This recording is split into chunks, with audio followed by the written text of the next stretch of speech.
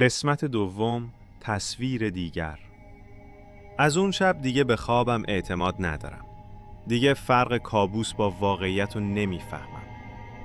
رفتم سراغ همسایه ها. بیشترشون حوصله نداشتن، اما یه پیرمرد طبقه پایین گفت تو اولین نفری نیستی که اینو تجربه میکنی. این خونه یه جور حافظه داره. خندیدم، ولی اون جدی.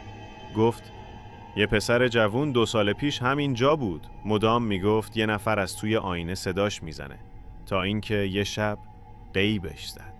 اسمشو پرسیدم، گفت یادش نمیاد. همون شب که ساعت به 3:33 نزدیک میشد، همه چی تو خونه سنگین شد. نور چراغا کم نور، مثل اینکه هوا خفه باشه. گوشی روشن شد بدون اینکه دست بهش بزنم. فقط یه جمله وسط صفحه: نگاه کن پشت آینه. رفتم جلو.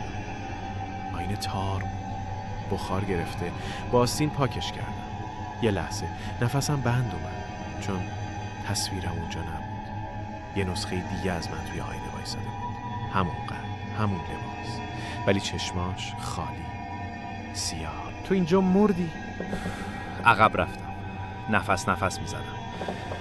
دست انداختم سمت در، اما در قفل شده بود. یه نور قرمز پشت آینه چشمک زد. یه کلمه ظاهر شد: بپذیر. صداهایی از دیوار اومد. زمزمه، گریه یه بچه، و بعد صدای برخورد ماشین.